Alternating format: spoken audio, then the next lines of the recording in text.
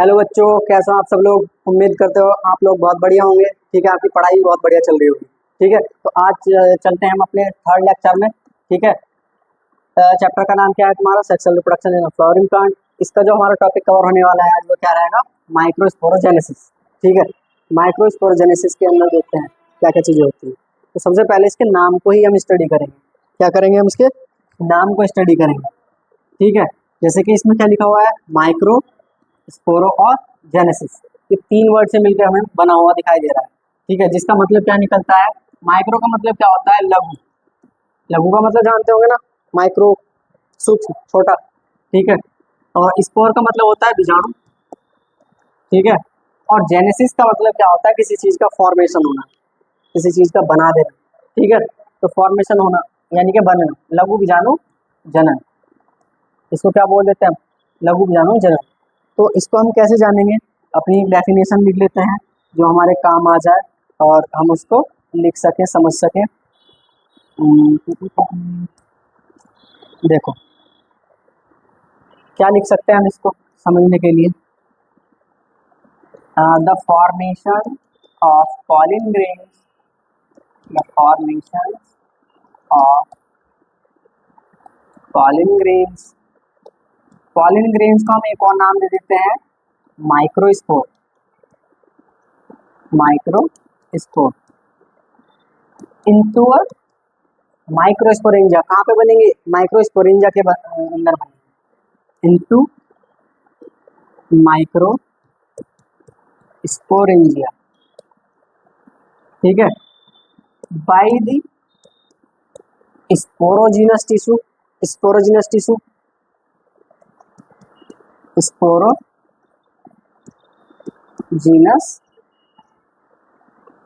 Tissues.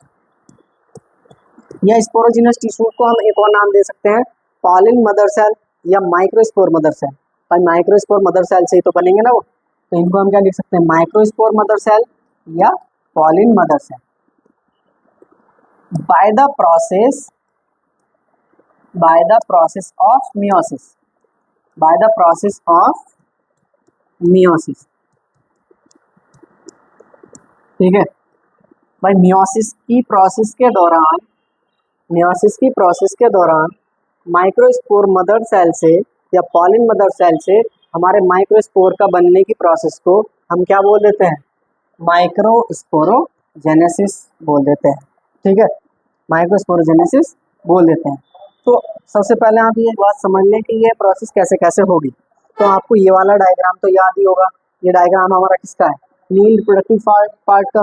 ठीक है, male reproductive part में हमारा क्या होता है? ये वाला होता है एंथर, और इस एंथर की आप लोगों ने क्या देखी थी? टीएस। तो टीएस के अंदर हमें क्या दिखाई दिया था? एक बटरफ्लाई लाइक स्ट्रक्चर। ठीक है, थीका वगैरह हमें दिखाई दिया है इसके अंदर, और उन्हीं थीका को क्या बोल देते थे हम?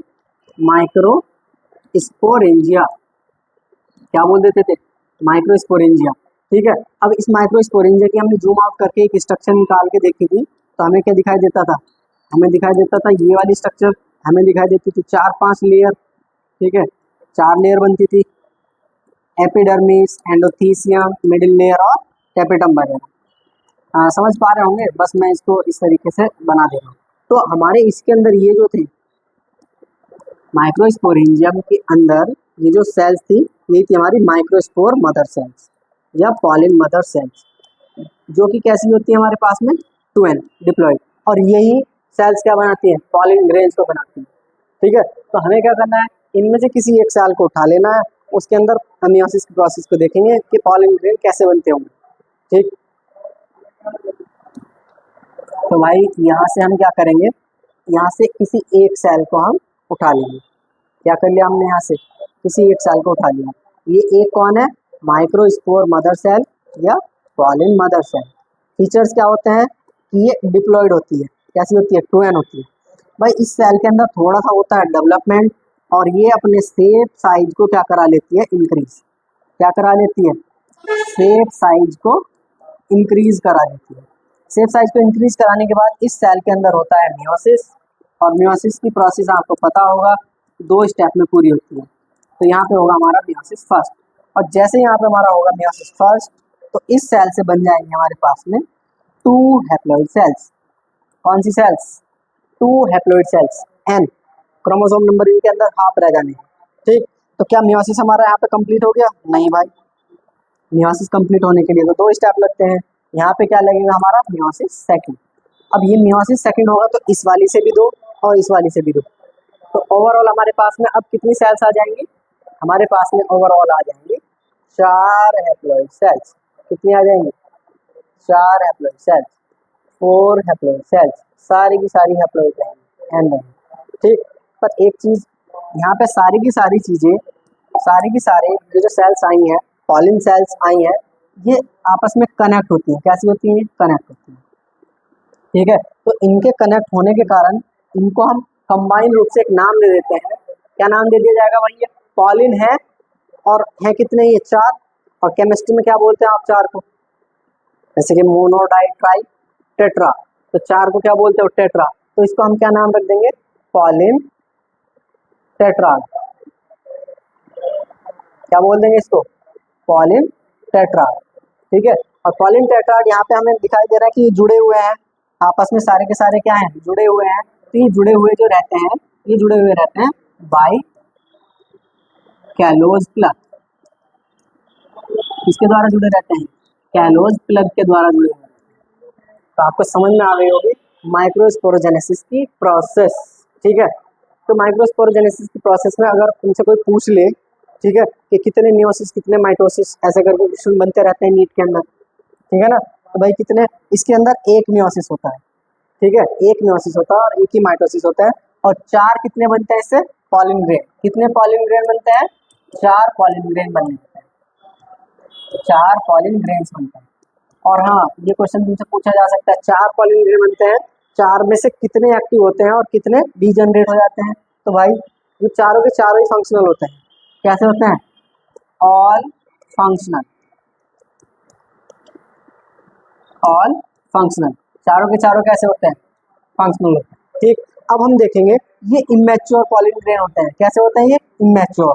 इन इमेच्योर से मैच्योर पॉलिन ग्रेन कैसे बनते होंगे? ठीक है, तो भाई इस वाली प्रोसेस को देखते हैं, आप बने रहे वीडियो के अंदर। ठीक है, ठीक है, यहाँ पे देखो हमारा क्या दिखाई देगा? यहाँ पे इमेच्योर पॉलिन ग्रेन से मैच्योर पॉलिन ग्रेन। तो देखो पॉलिन टेट्राड में से मैंने किसी एक पॉलिन ग्रेन को यहाँ पे उठा के ले आया हूँ। ठीक, तो ये हमारे पास में क्या है? Immature pollen grain. और कैसा है ये? इमेच्योर।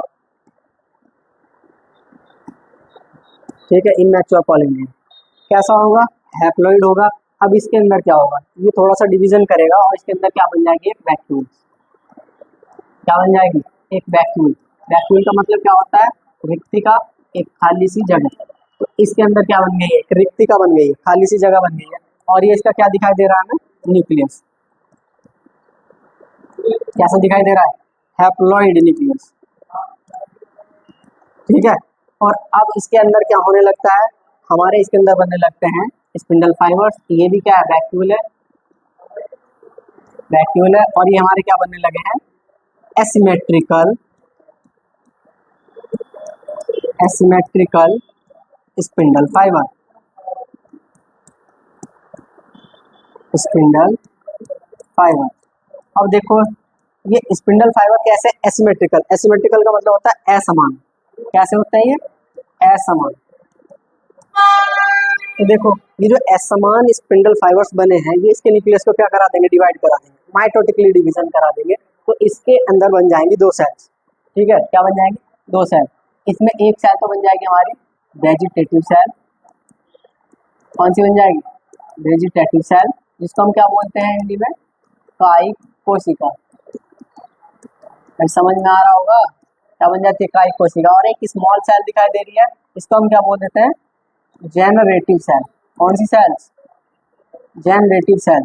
और जेनरेटिव सेल का नाम है हिंदी में जनन कोशिका। इसको क्या बोल देते हैं? जनन कोशिका। समझ पा रहे होंगे? तो ये हमारे पास में जो इस टाइम पे हमें दिखाई दे रहा है, ये हमारे पास में क्या बन चुका है? Mature pollen grain. क्या बन गया है हमारे पास में? Mature pollen grain. ठीक है ना, तो देखो आपने देख लिया इमेच्योर पॉलिन ग्रेन से मैच्योर पॉलिन ग्रेन कैसे बनता है। ठीक है, तो इसमें पूछा जा सकता है, इसमें जो एसिमेट्रिकल स्पिंडल फाइबर बने हैं तो इनको पूछा जा सकता है क्वेश्चन के रूप में कि इसके अंदर जो स्पिंडल फाइबर्स बनते हैं वो कैसे होंगे, सिमेट्रिकल होंगे या एसिमेट्रिकल होंगे। तो ये एसिमेट्रिकल होते हैं, समान होते हैं या असमान होते हैं। ठीक है, फिर वो पूछ सकता है पॉलिन ग्रेन की स्ट्रक्चर, क्या पूछ सकता है, पॉलिन ग्रेन की स्ट्रक्चर। तो अब हम ये देखते हैं कि पॉलिन ग्रेन कैसा दिखाई देता है, उसका शेप साइज कैसा होता है, उसके पास में कितनी लेयर्स होती हैं, उसके अंदर कितनी सेल्स होती हैं, कौन सी सेल्स का क्या काम होता है। ठीक है, ये सारी चीजें हम देखने वाले हैं। ठीक, तो यहाँ पे देखो टॉपिक क्या है तुम्हारा, स्ट्रक्चर ऑफ पॉलिन ग्रेन्स। इसका मतलब क्या है, परागकण की संरचना। ठीक है, इनके माइक्रोस्पोर जो है होता है तुम्हारा, वो कैसा दिखाई देता है। तो इसके लिए हम क्या देखेंगे, इसके कुछ पॉइंट्स होते हैं जो कि नीट 2017 में क्वेश्चन तुम्हारा आया हुआ है। नीट 2017 का एक क्वेश्चन है, इसको नोट करो कि जो हमारा पॉलिन ग्रेन है, पॉलिन ग्रेन रिप्रेजेंट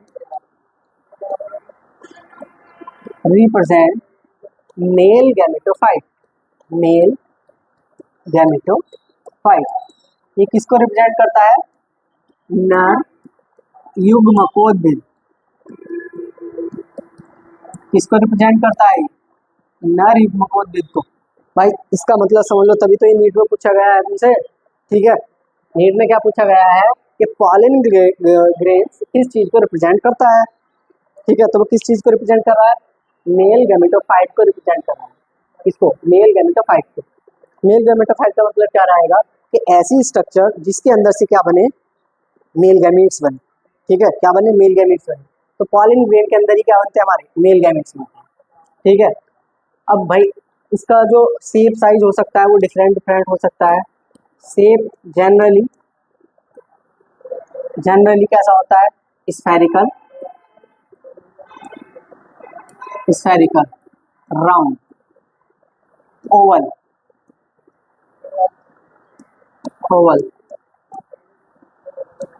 सिलेंड्रिकल, कैसा होता है, सिलेंड्रिकल। ठीक है, बहुत मैनी टाइप का हो सकता है, लेकिन जनरली कैसा होता है वो स्फेरिकल, यानी कि गोलाकार।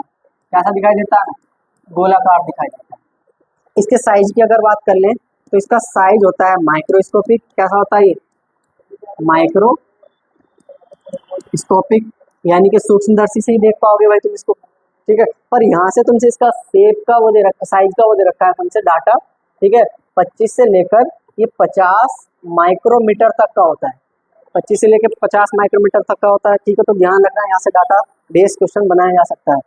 ठीक है, ये जो पॉलिन ग्रेन्स है ये डिफरेंट हो सकते हैं नंबर में। Pollen grains are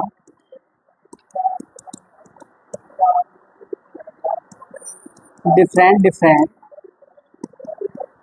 in numbers in every species, every plant species। ठीक है ना, हर एक पादप की स्पीसीज के अंदर पॉलिन ग्रेन्स के जो नंबर्स होते हैं वो क्या होते हैं, अलग अलग डिफरेंट हो सकते हैं। समझ में आ गया होगा। ठीक है, तो अब हम इसकी क्या देखते हैं, स्ट्रक्चर। क्या देखते हैं इसकी,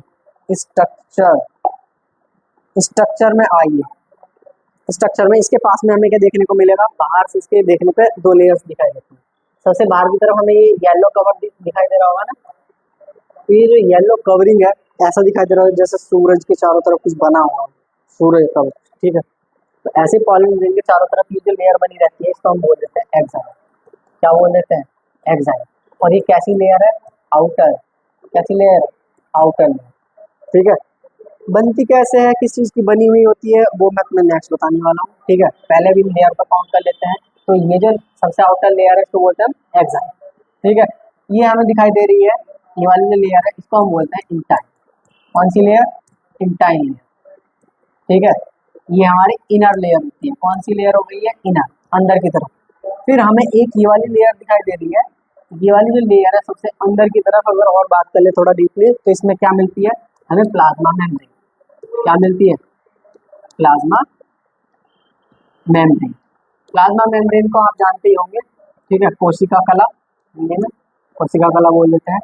और इसके अंदर चले तो भाई अगर हम इसके अंदर और डीपली चलते चले जाएं तो तो हमें क्या दिखाई दे रही होंगी यहाँ पे, दो सेल्स दिखाई दे रही होंगी। एक ये लार्ज सेल हमें दिखाई दे रही है और एक हमें स्मॉल सेल दिखाई दे रही है। ये जो लार्ज सेल हमें दिखाई दे रही है, इस लार्ज सेल को मैं नाम दे देता हूँ vegetative cell. Vegetative cell, vegetative cell को तुमने क्या बोला था, कायिक कोशिका, कायिक कोशिका, ठीक है ना। इनके फंक्शन अलग अलग हो सकते हैं। ये जो स्मॉल सेल हमें दिखाई दे रही है भाई, इस स्मॉल सेल को क्या बोल सकते हो, क्या बोल सकते हो इसको, इसको बोल देते हैं हम जेनरेटिव सेल। कौन सी सेल बोलेंगे इसको, जेनरेटिव सेल, ठीक। अब तुमसे पूछा जा सकता है कि भाई हमारी ये जो पीली वाली एग्जाइम थी, तो ये यहाँ पे अपसेंट दिखाई दे रही है, इस इतने से पोर्शन में हमें क्या दिखाई दे रही है, अपसेंट दिखाई दे रही है। तो ये जो हमें एक ओपनिंग दिखाई दे रही है यहाँ पे, इस ओपनिंग को हम नाम दे देते हैं जर्म पोर। किसका नाम दे देते हैं, जर्म पोर। तो जर्म पोर, यहाँ से भाई कीटाणु वगैरह बैक्टीरिया वायरस घुसते होंगे, जर्म का मतलब, ठीक है, ऐसा नहीं है। इसका मतलब क्या है, यहाँ से जो हमारी पॉलिन ट्यूब होती है ना, वो अराइज होती है। क्या होती है, पॉलिन ट्यूब अराइज होती है। पॉलिन ट्यूब निकलती है, उसके अंदर दो मेल गैमेट बनते हैं, तभी आगे फर्टिलाइजेशन पॉसिबल हो पाता है। तो अब हमने क्या देख लिया है, स्ट्रक्चर ऑफ पॉलिन ग्रेन, ठीक है, समझ में आ चुका होगा। अगर समझ में नहीं आया, जो भी डाउट है आपको कमेंट करके मुझे बता सकते हैं, सारे के सारे डाउट यहीं पर क्या कर दिए जाएंगे, सॉल्व, ठीक है। तो मेरा नीट का हर एक कॉन्सेप्ट यहाँ पे तुम्हारा ऐसा क्रिस्टल और क्लियर होने वाला है ना, उम्मीद रखिए बहुत मस्त तुम्हारा सारा पेपर वगैरह होगा, ठीक है। नेक्स्ट टॉपिक अभी हम पढ़ते हैं। नेक्स्ट टॉपिक हमारे पास में क्या रहेगा, ये जो हमारे पास में पॉलिन ग्रेन दिखाई दिया है, इसके चारों तरफ हमें कुछ लेयर दिखाई दे रही थी ना, उन लेयर्स में पढ़ते हैं कि किस लेयर का क्या फंक्शन है, वो किस चीज़ की मिलकर हमारे पास में बनी हुई होती है, ठीक है। तो अब हम करते हैं एग्जाइम के बारे में। तो भाई एग्जाइम हमारे पास में कैसी थी, exine is a outer layer, कैसी लेयर है, outer layer of pollen grain. Pollen grain की आउटर लेयर है विच मेड अप ऑफ किसकी बनी हुई है, यहाँ से बस तुम्हारे क्वेश्चन बना दिए जाते हैं। किसकी बनी हुई है, स्पोरोपोलिन, स्पोरोपोलिन किसकी बनती है, स्पोरोपोलिन की बनती है, किसकी बनती है, स्पोरोपोलिन की बनती है। और ये वाली जो हमारे पास में जो लेयर हमें दिखाई दे रही है, स्पोरोपोलिन की बनी हुई, ठीक है। ये लेयर कैसी होती है, या स्पोरोपोलिन के बारे में जान लो कि जो आपका स्पोरोपोलिन है, sporopollenin is the most resistant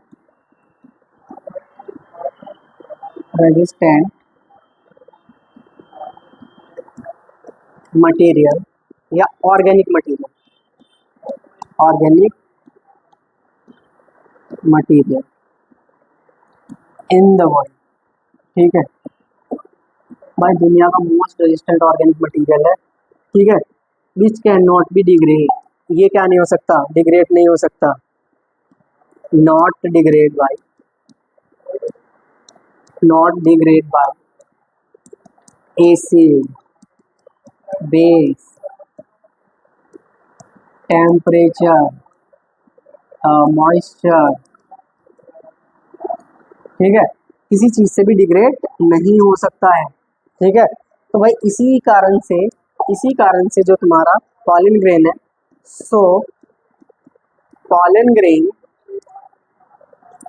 can remain as a fossil, कैसे रह सकता है, फॉसिल्स की तरह से रह सकता है। फॉसिल्स का मतलब जानते होंगे ना, जीवाश्म बोलते हो, ठीक है, जीवाश्म की तरह से रह सकता है। अब आप इसके बारे में क्वेश्चन जान लो कि नीट में कैसे कैसे क्वेश्चंस आपसे बनाए जाते हैं, नीट में कौन कौन से क्वेश्चन इससे पूछे जा चुके हैं। तो नीट में क्वेश्चन पूछा जा चुका है कि आउटर लेयर कौन से मटेरियल की बनी हुई है, ठीक है, नीट 2020 का क्वेश्चन है, ठीक है, नीट में आ चुका है। स्पोरोपोलिन मोस्ट रेजिस्टेंट मटेरियल है, 2017 का क्वेश्चन है। तो यहाँ से देखो ऐसे करके क्वेश्चन तुमसे पूछे जा सकते हैं, कौन सा ऑर्गेनिक मटेरियल है, ठीक है।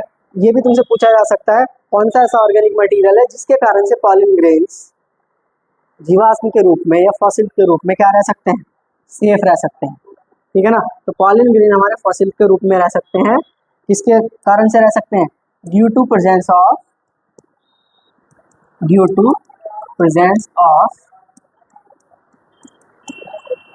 स्पोरोपोलिन, ठीक है, स्पोरोपोलिन की वजह से ही, ठीक है। ये भी तुम्हारा नीट का क्वेश्चन है। तो देखो अगर तुम ये चीजें ध्यान से कर लेते हो, बहुत सिंपल सी चीजें हैं, सारे के सारे कॉन्सेप्ट तुम्हारे यहीं पे पता चल जाएगा, कौन सा क्वेश्चन कब आया है, कैसे आया है, किस फॉर्म में आया है, वो सारे के सारे कॉन्सेप्ट तुम्हारे क्या हो जाएंगे, क्लियर हो जाएंगे। नेक्स्ट अब हम क्या देखने वाले हैं, नेक्स्ट देखने वाले हैं इंटाइन। भाई इंटाइन हमारे पॉलिन ग्रेन की क्या थी, ये इंटाइन जो थी वो इनर लेयर है, intine is a inner layer, कौन सी लेयर है, inner layer of pollen grains, of pollen grains, ठीक है, which is made up of, किसकी बनी हुई होती है, which is made up of, कोई बता सकता हो तो बता सकता है, कमेंट के अंदर बताए, ठीक है, उसके लिए हम क्लैपिंग करेंगे यहाँ पे, ठीक है। कमेंट में बताना, मैं पढ़ के देखूंगा तुम्हारी कमेंट्स, ठीक है। किसकी बनी हुई रहती है मुझे तो बताना पड़ेगा, सेलुलोज एंड पैक्टिन, ठीक है, पैक्टिन और सेलुलोज की बनी हुई होती है। भाई तुमसे ये वाला क्वेश्चन भी नीट में डिस्कस कर लिया गया है, ठीक है। तो इनर लेयर है, और ये कैसी रहती है, तुम्हारे पास में जो लेयर रहती है, it is a continuous layer, कैसी रहती है, इट इज अ कॉन्टिन्यूस, ऐसी लेयर है, कंटिन्यूस लेयर, ठीक है, पूरे पॉलिन ग्रेन के चारों तरफ मिलती है। और हाँ यहाँ पे तुम नोट कर सकते हो वही स्पोरोपोलिन के बारे में, ये जो एक्साइन होती है, तो ये जो एक्साइन रहती है ये डिसकंटिन्यूस होती है, कैसी होती है, डिसकंटिन्यूस, यानी कि ये लगातार नहीं रहती है, ठीक है। और इसमें क्या प्रेजेंट रहता है, प्रेजेंट्स हेयर प्रेजेंट्स जर्म पोर, जर्म पोर। तो भाई जर्म पोर जहाँ पे मिलता है वहाँ पे हमारी स्पोरोपोलिन एब्सेंट रहती है, ठीक है, आप समझ गए होंगे। ये हेल्प करती है, क्या करती है तुम्हारी, हेल्प करती है। भाई ये तुम्हारी हेल्प कैसे करती होगी, help in pollen tube formation,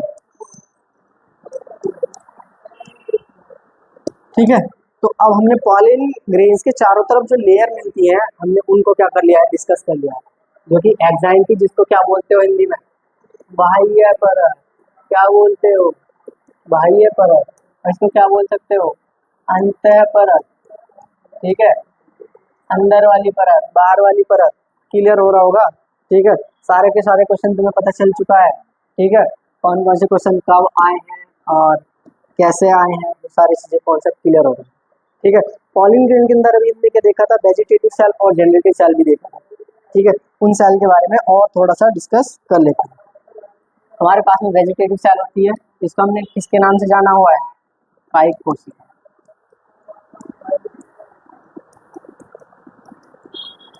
किसके नाम से जाना हुआ है, कायिक कोशिका के नाम से। और ये जनरेटिव सेल को क्या बोलते हैं हम, जनन कोशिका।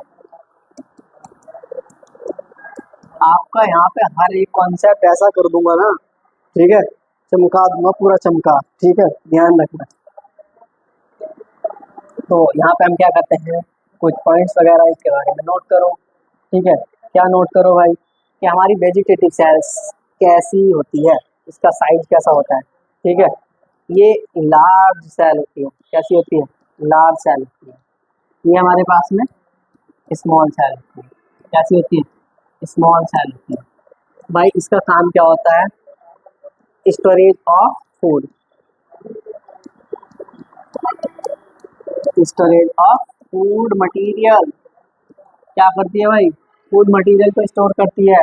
और फूड मटेरियल, और क्या करती है फिर, दूसरा काम क्या है इसका, प्रोवाइड न्यूट्रिशन, क्या प्रोवाइड कराती है, न्यूट्रिशन, भाई पिंक कलर में दिखाई दे रहा है। हाँ भाई, पिंक कलर में दिखाई दे रहा है। तो पिंक कलर में क्या लिख दिया हमने, ये पोषण प्रदान करती है। क्या प्रदान करती है? पोषण प्रदान करती है। ठीक है, अगर हम इसकी बात कर ले तो हमारे इसकी सेल के अंदर क्या मिलता है, इर्रेगुलर न्यूक्लियस। इर्रेगुलर न्यूक्लियस, ठीक है, इर्रेगुलर न्यूक्लियस मिलता है। ठीक है, साइटोप्लाज्म मिलता है। क्या मिलता है? डेंस साइटोप्लाज्म मिलता है। गाढ़ा सा जीव द्रव्य मिलता है, साइटोप्लाज्म मिलता है। ठीक है ना, तो ये सारी की सारी चीजें हैं और ये हेल्प करा रही है तुम्हारी किस चीज में, पॉलिन ट्यूब फॉर्मेशन। ये भी पॉलिन ट्यूब फॉर्मेशन में हेल्प करती है। तो समझ में आ गया होगा, परागनलिका बनाने में हेल्प करती है वेजिटेटिव सेल। ठीक है, अब जनरेटिव सेल के बारे में जान लें। तो ये स्मॉल यानी कि छोटी छोटी सी दिखाई देती है, ऐसी छोटी छोटी सी दिखाई देती है। ठीक है, इसका काम स्टोरेज ऑफ फूड का नहीं है। इसका काम क्या है? तो इसका काम है टू मेल गैमीट्स को बनाना। टू मेल गैमीट्स फॉर्म करना। यहाँ से दो मेल गैमेट बनाती है। ठीक है, इसके जो न्यूक्लियस होते हैं वो भाई रेगुलर शेप के होते हैं। कैसे होते हैं? रेगुलर शेप के न्यूक्लियस। कैसा दिखाई देता है हमारा? रेगुलर शेप का न्यूक्लियस दिखाई देता है। और उसकी शेप कैसी होती है, अगर आपसे कोई डिस्कस कर ले तो कैसी होती है? Spindle shape nucleus. कैसा होता है? Spindle shape. ठीक है ना। और क्या होता है भाई? डेंस साइटोप्लाज्म वगैरह। भाई इसकी ये हेल्प तो इसने करा ही दिया है, जो कि नीड का पॉइंट है, कहाँ से बनता है।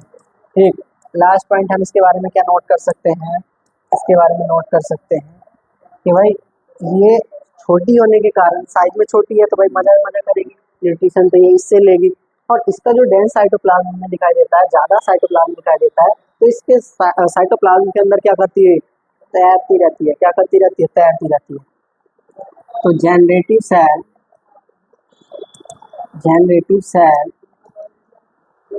फ्लोट, क्या करती है? ये float in the cytoplasm, in the cytoplasm of vegetative cell. कौन सी सेल? Vegetative cell. भाई समझ में आया? अगर नहीं आया तो हिंदी में सुनो। कैसे सुनो? हिंदी में सुनो। हिंदी में क्या सुनोगे तुम? भाई जनरेटिव सेल छोटी थी, तो ये छोटी होने के कारण क्या करती है? बड़ी वाली वेजिटेटिव सेल के साइटोप्लाज्म के अंदर तैरती रहती है। ठीक है, ये चीज़ें अगर आपको पता चल रही हो तो बहुत ही अच्छी बात है। यहाँ से तुम्हारा नीट का क्वेश्चन बनता है और डिफरेंसेस तुमसे पूछे जा सकते हैं। प्रोवाइड न्यूट्रिशन कराती है, ये सारे क्वेश्चंस वगैरह तुमसे पूछे जा सकते हैं। ठीक है, तो अब हम करते हैं नेक्स्ट टॉपिक। नेक्स्ट टॉपिक हमारे पास में क्या है कि हमारे पास में पूरे के पूरे पॉलिन ग्रेन्स बन चुके हैं, पूरे मैच्योर पॉलिन ग्रेन बन चुके हैं। स्ट्रक्चर क्या है वो हमने देख लिया है। अब हम देखते हैं पॉलिन ग्रेन कैसे कैसे झड़ते हैं, रिलीज होते हैं, शेडिंग ऑफ पॉलिन ग्रेन। तो यहाँ से तुम्हारे पास में बहुत इंपॉर्टेंट पॉइंट आने वाले हैं दो। क्या कि 60% angiospermic plant, angiospermic plant 60% angiospermic plants में कितनी सेल स्टेज में रिलीज होते हैं? 2 सेल स्टेज। कौन सी सेल स्टेज? 2 सेल स्टेज में रिलीज होते हैं। ठीक है ना। और 40% एंजियोस्पर्मिक प्लांट में, एंजियोस्पर्मिक प्लांट में कितनी सेल्स इनमें सेटअप होंगे? ये 3 सेल स्टेज। कितनी सेल स्टेज? 3 सेल्स स्टेज में। अरे भाई पता चल गया कितनी सेल स्टेज के अंदर? 60% में तो जा रहा है 2 सेल स्टेज में, बाकी बचे हुए 40% के अंदर जा रहे हैं 3 सेल स्टेज में। भाई कैसे कैसे, कोई बता सकता है कोई ऐसा? ठीक है, कोई बता सकता है? किसी का है कॉन्सेप्ट कितना? तो वो क्या बता सकता है? 2 सेल स्टेज कि हमारे पास में जो पॉलिन ग्रेन होता है उसके पास में मोस्टली कितनी सेल देखी थी हमने? भाई 2 ही तो सेल देखी थी, अभी थोड़ी देर पहले पढ़ के आए हैं, एक बीसी और जीसी। अरे कि सर बीसी और जीसी क्या लिख दिया आपने? बीसी भाई वेजिटेटिव सेल और जनरेटिव सेल, तो कितनी सेल दिखाई दे रही है? 2 सेल। जब पॉलिन ग्रेन इस वाली स्टेज में रिलीज हो उसको क्या बोल देंगे? 2 सेल स्टेज में रिलीज होना। और जब पॉलिन ग्रेन हमारा 3 सेल स्टेज में रिलीज होगा तो उसको क्या बोल देंगे? 3 सेल स्टेज में रिलीज होना। भाई कोई बता सकता है 3 सेल स्टेज कैसे आ सकती है? यहाँ पे हमारा जर्म पोर था, तो यहाँ से क्या बनती थी हमारे पास में? यहाँ पे बनती थी हमारे पास में एक पॉलिन ट्यूब। क्या बनती थी यहाँ पे हमारी? हमारी बनती थी एक पॉलिन ट्यूब। और इस पॉलिन ट्यूब के अंदर हमारे कितने मेल गैमेट्स होते हैं? 2 मेल गैमेट्स। कितने होते हैं? 2 मेल गैमेट्स। नर युग्म। भाई क्या बन गए हैं ये? नर युग्म। क्या बन गए हैं? नर युग्म। और कौन सी वाली सेल से बने होंगे? इस जीसी वाली सेल से बने होंगे। जीसी सेल्स ने क्या बना दिया है? ये पॉलिन ट्यूब वगैरह बना के इससे नर युग्मक बना दिए हैं। बाकी ऊपर की तरफ कौन बच गई है हमारे पास में? बीसी। कौन बच गई? बीसी। तो एक हमारे पास बीसी और 2 हमारे पास में मेल गैमेट्स। तो ओवरऑल क्या हो गई? 3 सेल स्टेज। समझ में आ चुका होगा। यहाँ से तुम्हारा क्वेश्चन क्या है? आ चुका है नीट 2021 के अंदर। ठीक है, नीट 2021 में ये क्वेश्चन पूछा जा चुका है और फिर से पूछा जा सकता है। और तुमसे बता दें, अगर इसको क्वेश्चन वो ज़्यादा ही हार्ड बनाने की कोशिश करे तो ये डाटा एक्सचेंज कर सकता है 40% के ऊपर, 60% के नीचे। ठीक है, तो इस तरीके से पूछा जा सकता है। नेक्स्ट टॉपिक देखो। नेक्स्ट टॉपिक सर क्या है? ओहो, पॉलिन एलर्जी। और ये पॉलिन ग्रेन अभी आपने पढ़े हैं, छोटे छोटे पॉलिन ग्रेन से माइक्रोस्कोपिक है। और ये क्या कर रहे हैं भाई? ये तो एलर्जी भी कॉज कर रहे हैं। क्या करा रहे हैं ये तो एलर्जी भी करा रहे हैं। तो एलर्जी क्या होती है सर? एलर्जी होती है hyper sensitivity of the immune system. हमारे इम्यून सिस्टम की हाइपर सेंसिटिविटी को हम एलर्जी बोल देते हैं। तो हमारा इम्यून सिस्टम हाइपर सेंसिटिव कब कब हो जा रहा है? तो वो हो जा रहा है जैसे कि हम पॉलिन ग्रेन्स को क्या कर लें कि पॉलिन ग्रेन अभी हमने रिलीज कराए हैं ना, ये रिलीज करा के ये हवा के अंदर हमें मिल सकते हैं। तो हम इनको क्या कर सकते थे? सांस लोगे भाई, सांस लोगे तो इनहेल करके इनको क्या करा जा सकता है? अंदर, ये हमारी नोज में जा सकते हैं, हमारी आंख में जा सकते हैं। तो क्या कर देंगे? ये हमें एलर्जी कॉज करा देंगे। ठीक है ना? तो ये बाई इनहेलेशन, इनहेलेशन, ठीक है, थ्रू नोज।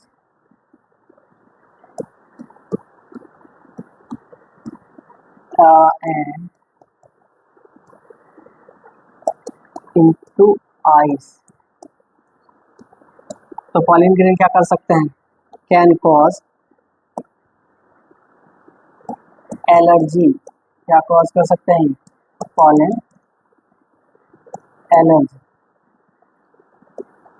ठीक है, और इनके कारण से हमें क्या हो सकती है? कुछ डिसीजेस हो सकती हैं। क्या हो सकती है? इनसे हमें कुछ डिसीज हो सकती हैं, जैसे कि भाई सांस लोगे तो सांस के द्वारा ये हमारे अंदर जाके क्या कर सकते हैं? अस्थमा। क्या कर सकते हैं? अस्थमा, जिसको दमा की बीमारी बोलते हो। ठीक है, और एक क्या हो सकता है इसमें? ब्रोंकाइटिस। क्या कर सकते हैं? ब्रोंकाइटिस कर सकते हैं, अस्थमा वगैरह कर सकते हैं। ठीक, तो ऐसे भाई कौन से वाले पॉलिन ग्रेन हो गए तुम्हारे पास में जो इतना बीमार हम कर दे? एग्जाम्पल के लिए नोट करो। क्या नोट करो? पहले तो मुझे कमेंट में बताओ। ठीक है, कभी तुमने ऐसा सुना होगा कि कोई पॉलिन ग्रेन इतने डेंजर हो सकते हैं? अगर किसी को पता हो तो कमेंट करके बता सकता है। ठीक है, लेकिन मुझे तो बताना पड़ेगा। तुम्हारे पास में एक ऐसा प्लांट है पार्थेनियम, जिसका जिक्र एनसीईआरटी में दिया हुआ है। ठीक है, जिसके पॉलिन ग्रेन क्या कर देते हैं? पॉलिन एलर्जी कॉज कर देते हैं। ठीक है, पार्थेनियम को हम एक और नाम दे देते हैं। क्या नाम है इसका? Carrot grass. क्या नाम होता है इसका? Carrot grass. और कैरेट ग्रास को भाई देसी भाषा में क्या जानते हो तुम लोग? भाई ये होती है गाजर घास। ठीक है, जिसको तुम गाजर घास कहते हो। तो इस गाजर घास के जो पॉलिन ग्रेन्स होते हैं ये क्या कर देते हैं? Cause pollen cause allergy. ठीक है, और ये तुम्हारे नीट का क्वेश्चन है। क्या है ये तुम्हारे नीट में पूछा जा चुका है कि कौन से पॉलिन ग्रेन्स ऐसे होते हैं जो तुम्हें एलर्जी कॉज करा दें। ठीक है, तो इसको ध्यान रखना है। पार्थेनियम प्लांट ऐसा। ठीक है, और ये एलियन स्पीसीज है, हमारे इंडियन की स्पीसीज नहीं थी। नेक्स्ट हमारे पास में क्या है? Pollen grain as a food supplement. Pollen grain as a food supplement, इसका क्या मतलब जा रहा है? तो भाई क्या इनको हम फूड सप्लीमेंट की तरह से भी यूज कर सकते हैं क्या? भाई क्या इनको फूड सप्लीमेंट की तरह से यूज करा जा सकता है? कि पॉलिन ग्रेन के अभी तुमने बैड फीचर पढ़े, उन्होंने एलर्जी कॉज करी, लेकिन कुछ के पॉलिन ग्रेन्स क्या होते हैं? बहुत ज्यादा न्यूट्रिटिव होते हैं। अब वो क्या प्रोवाइड कराते हैं, न्यूट्रिशन प्रोवाइड करा देते हैं। तो हमने क्या देखना है, पॉलन ग्रेन्स, ठीक है, some pollen grains use as a food supplement. किसकी तरह से यूज करते हैं उसको, फूड सप्लीमेंट, यानी कि आहार संपूरक की तरह से इनको यूज करते हैं न्यूट्रिशन वगैरह के। और इस टॉपिक को हल्के में मत लेना, ये तुमसे नीट 2017 में पूछा जा चुका है, ठीक है, नीट 2017 क्वेश्चन है, पॉलन ग्रेन का यूज। तो पॉलन ग्रेन का यूज क्या है, एज ए फूड सप्लीमेंट, ठीक है, याद रह सकता है। फूड सप्लीमेंट कैसे करते हैं इनको यूज, बाई टैबलेट्स। कैसे यूज करते हैं, बाई टैबलेट्स। टैबलेट्स का मतलब भाई गोलियां चल जाएंगी यहाँ पे, ठीक है, गोलियां, ठीक है, गोलियों की फॉर्म में इनको यूज कर सकते हो, और सिरप्स, किसकी फॉर्म में, सिरप्स की फॉर्म में। सिरप का मतलब क्या रहता है, लिक्विड फॉर्म। कैसी फॉर्म, लिक्विड फॉर्म। भाई पॉलन ग्रेन को तुम वो बना सकते हो पीने के लिए, ठीक है, पीने के सिरप्स बना सकते हो, गोलियां बना सकते हो और खा सकते हो, और क्या मिलेगा तुमसे, उससे न्यूट्रिशन मिलेगा। ये टैबलेट्स और ये सारी चीज़ें जो तुमने खाई हैं, सिरप्स वगैरह, ये प्रोवाइड कराती है तुम्हें, प्रोवाइड न्यूट्रिशंस। क्या करते हैं, न्यूट्रिशन, पोषण प्रोवाइड कराती है ये, ठीक है। और भैया सबसे बड़ी बात, ये एनर्जी बहुत दे देती है। क्या दे देती है, एनर्जी, आपको ऊर्जा ऊर्जा ऊर्जा प्रोवाइड करा देती है, ठीक है।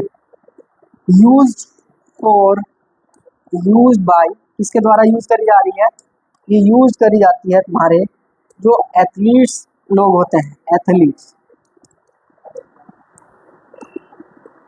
Athletes, racing horse. कौन से हॉर्स, रेसिंग हॉर्स, यानी कि धावक घोड़े, ठीक है, धावक, दौड़ने वाले घोड़े, ठीक है। जैसे इन गोलियों को खाते हैं, इस सिरप को पीते हैं, उनके अंदर एनर्जी एनर्जी एनर्जी एनर्जी आ जाती है, ठीक है। जैसे स्टिंग्स एनर्जी ड्रिंक्स, ठीक है, वो होती है ना, इसी तरीके से इनको खा लो तो एनर्जी एनर्जी तुम्हें देखने को मिलेगी, ठीक है। आप ये मत समझ लेना कि मैं स्टिंग का क्या कर रहा हूँ, ठीक है, उसको स्पॉन्सर कर रहा हूँ, ऐसा नहीं, ठीक है। तो ये टॉपिक आपको समझ में आ चुका होगा। भाई हमारे इंडिया में आप लोगों ने तो इसको ज़्यादातर यूज होते हुए नहीं देखा होगा। ये कहाँ पे यूज होती है, वेस्टर्न कंट्री। कौन से भाई, वेस्टर्न कंट्रीज में यूज होती है, ठीक है, mostly. Next next next next क्या है, नेक्स्ट हमारे पास में पॉलन वायबिलिटी। क्या है हमारे पास में, पॉलन वायबिलिटी। पॉलन वायबिलिटी का मतलब क्या होता है, ये पॉलन ग्रेन्स, अभी ये वाला टॉपिक इस तरीके से समझो, कैसे समझो भाई, ऐसे समझो, मैं इसको लिख सकता हूँ जीवन क्षमता। क्या लिख सकता हूँ मैं इसको, जीवन क्षमता लिख सकता हूँ। पॉलन ग्रेन कितनी देर तक जीवित रह सकता है, एंथर से रिलीज होने के बाद, ठीक है। एंथर से क्या कराए थे तुमने, पॉलन ग्रेन्स को रिलीज कराए थे भाई, कुछ कराए थे, नहीं सर हमने तो कुछ नहीं कराए थे, हमें कुछ नहीं पता है सर, हमें छोड़ दो सर, ठीक है। पॉलन ग्रेन्स अभी तुमने रिलीज कराए थे, और ये पॉलन ग्रेन्स रिलीज होने के बाद में, ठीक है, कितनी देर तक सरवाइव कर सकते हैं, ये चीज़ डिपेंड करती है, किस पर डिपेंड करती है, ये चीज़ डिपेंड्स करती है on temperature of environment, temperature and the humidity. इस पर डिपेंड करती है, ह्यूमिडिटी पर, नमी पर, तापमान पर, इस पर, तापमान, तो सर तापमान तो बहुत ज़्यादा हो रहा है सर, ठीक है, क्या हो रहा है सर, तापमान तो बहुत ज़्यादा हो रहा है सर। भाई देखो यहाँ से तुमसे दो क्वेश्चन पूछे जा सकते हैं, ध्यान से सुनो। दो क्वेश्चन क्या पूछे जा सकते हैं कि अगर तुम्हारा temperature, if temperature, if temperature is very high and humidity, humidity is low, ठीक है, टेम्परेचर हाई है, ह्यूमिडिटी लो है, तो वायबिलिटी ऑफ पॉलन ग्रेन्स क्या हो जाएगी, डिक्रीज, क्या हो जाएगी, डिक्रीज, घट जाएगी वॉल्यूम। और if temperature is down, temperature कम हो जाए और इन्वायरमेंट की ह्यूमिडिटी क्या हो जाए, इंक्रीज हो जाए, तो तब pollen viability of pollen grains क्या हो जाएगी, इंक्रीज, क्या हो जाएगी, इंक्रीज हो जाएगी, वाई बढ़ जाएगी। ठीक है, तो ये वाले पॉइंट्स आपसे क्वेश्चन की फॉर्म में भी करे जा सकते हैं, तो ध्यान से आपने सुन लिया होगा।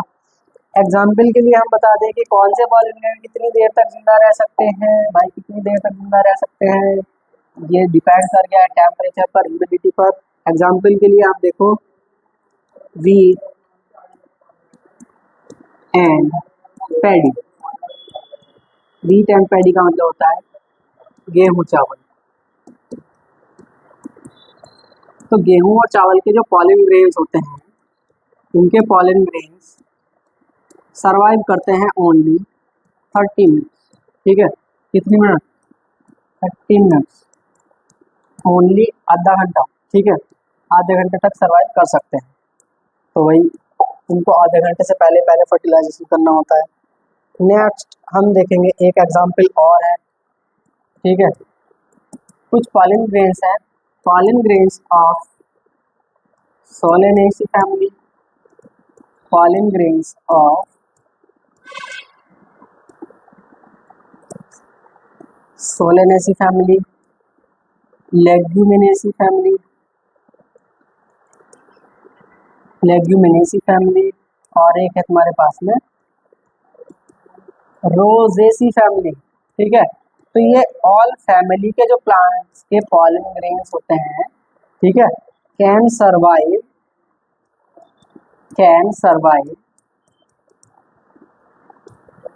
सम मंथ, वह क्या कर सकते हैं, कुछ मंथ तक सरवाइव कर सकते हैं। और ये कुछ मंथ कितने हो सकते हैं, तो ये मैक्सिमम 6 मंथ तक जा सकते हैं। कितने मंथ तक जा सकते हैं, 6 मंथ तक। ठीक है, टिल 6 मंथ। तो आपको ये समझ में आ चुका होगा। अगर समझ में आ गया है तो कॉन्ग्रेचुलेशंस इस चीज़ के लिए भाई कि आपने नीट 2021 का एक सवाल फिर से सॉल्व कर दिया। तो नीट 2021 में डायरेक्टली क्वेश्चन आया हुआ है, पैडी और ये वीट, इनके पॉलन ग्रेन्स कितनी देर तक सर्वाइव कर सकते हैं। समझ में आ चुका होगा। तो समझ में नहीं आया तो ध्यान से सुन लो। गेहूं और चावल के पॉलन ग्रेन केवल आधे घंटे तक जिंदा रहते हैं, जबकि सोलेनेसी फैमिली, लेग्यूमिनेसी फैमिली और रोजेसी फैमिली के पॉलन ग्रेन 6 महीनों तक भी जिंदा रह सकते हैं। सोलेनेसी फैमिली किसको बोलते हो भैया तुम, आलू वाली फैमिली को बोलते हो। ठीक है, तो लेग्यूमिनेसी और रोजेसी, भाई इनको तुम कमेंट करके बताओ। ठीक है, बाकी मैं बता सकता था लेकिन मैंने नहीं बताया। लास्ट टॉपिक हमारे पास में क्या दिखाई दे रहा है, हमारे पास में क्या दिखाई दे रहा है, लास्ट टॉपिक दिखाई दे रहा है क्रायो प्रिजर्वेशन। ठीक है, लो भाई ये नीट 2017 का क्वेश्चन है। क्या है ये, नीट 2017 का क्वेश्चन है। ये जाते जाते वाला क्वेश्चन और सॉल्व कर लो। क्रायो प्रिजर्वेशन को बोलते हैं निम्न ताप परिरक्षण। निम्न का मतलब समझ गए होंगे, बहुत लो।